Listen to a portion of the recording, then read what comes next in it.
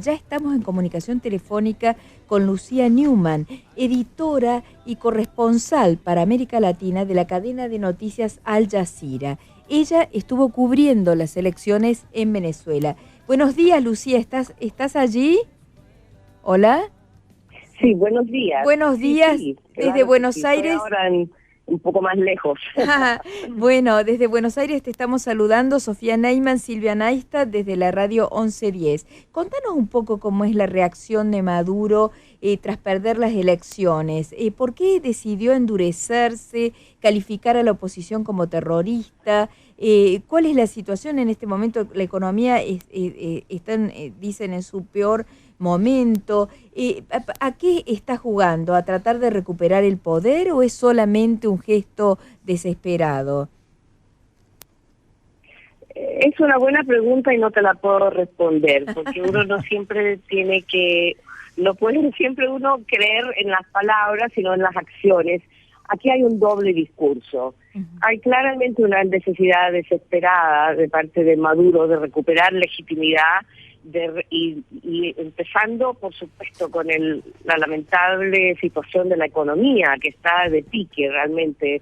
Es un país que tiene casi hiperinflación, donde hay escasez de casi todos los productos básicos de la medicinas para los que tienen cáncer, SIDA, o sea, podrías darte una larga lista de la situación. Es desesperante, claramente. Por eso más de 2 millones de personas que alguna vez votaron por Chávez y los chavistas decidieron votar por la oposición. Fue un durísimo voto de castigo, y eso lo sabe él.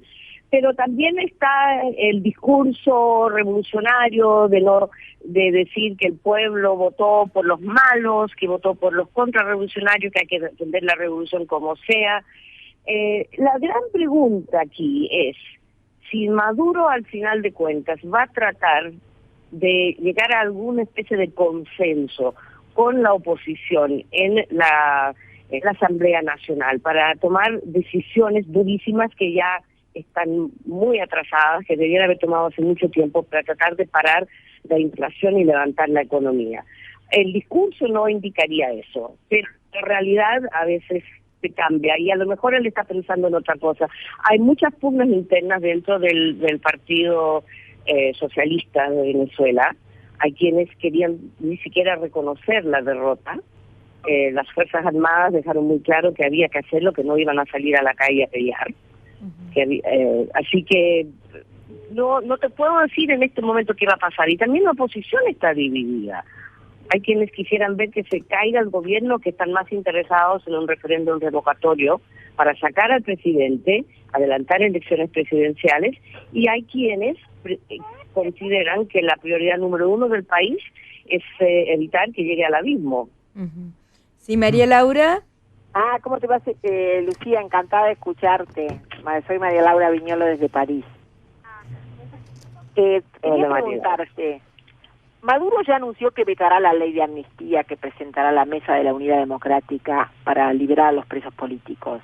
Con el veto de Maduro, ¿vos crees que queda absolutamente excluida la posibilidad de la oposición a aprobar sus proyectos, aún teniendo la mayoría? En la práctica, la Mesa de la Unidad Democrática ¿podrá lograr sus objetivos desde el Parlamento o todo sigue dependiendo aún de la voluntad de Nicolás Maduro?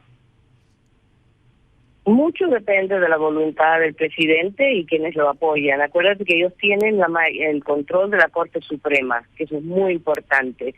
Sí, y aunque la oposición tiene el 2/3, que es muy importante, hay una serie de amarres que están escritas en la Constitución que hacen mucho más difícil que hagan lo que quieran. Incluso estuve leyendo hoy que si la Asamblea se negara o sacara a 2 o 3 vicepresidentes, el presidente tendría el derecho de disolver la Asamblea.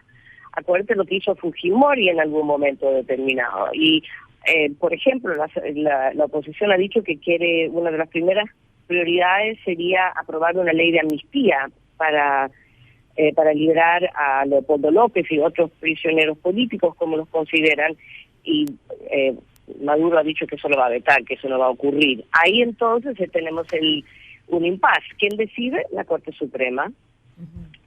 Va a ser muy difícil. Por eso te digo, Esto es un país que está en una situación crítica, todo el mundo lo entiende, pero ¿qué va a predominar ahí? ¿Los intereses partidistas o los intereses nacionales?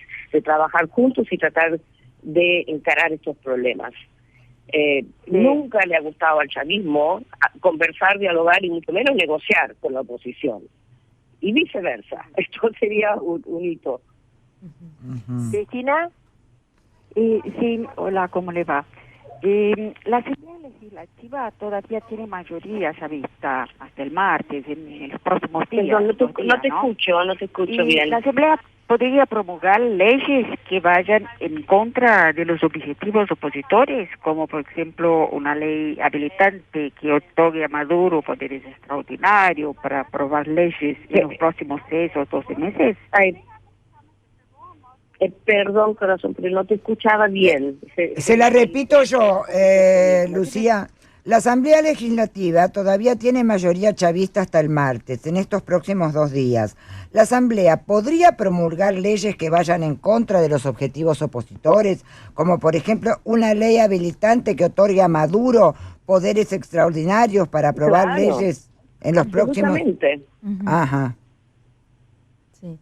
Absolutamente. Él tiene hasta el 5 de enero para promulgar todas las leyes que le dé la gana, porque tiene la mayoría para hacerlo. Podría, por ejemplo, pedir una ley habilitante que dure 3 años. Ahora, hay quienes dicen que eso es anticonstitucional, pero la Corte Constitucional también está controlado por el gobierno. Así que, le repito, hay muchos amarres, hay muchas posibilidades de parte del gobierno para limitar el poder de la Asamblea. Pero no pueden, hay cosas que no pueden hacer. La agenda la pone el presidente de la Asamblea y el partido, la coalición opositora. Eso limita al gobierno. También el presupuesto nacional tiene que ser aprobado por la Asamblea, incluso con simple mayoría, cosa que no va a poder, va a ser difícil que el gobierno escape de eso. Entonces, sí, estas leyes habilitantes que usó mucho Chávez y que también nos ha usado Maduro, son absolutamente factibles. Por ejemplo, y para definir más lejos, el actual presidente de la Asamblea, Diosdado Cabello, anunció 2 días después de las elecciones que le estaba entregando el canal de radio y televisión de la Asamblea Nacional a sus trabajadores.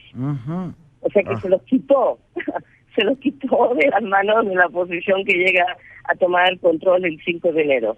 Bueno, muchísimas gracias, Lucía Neumann, editora y corresponsal en América Latina para la cadena de noticias Al Jazeera. Muchísimas gracias por estar en Corresponsales en Línea.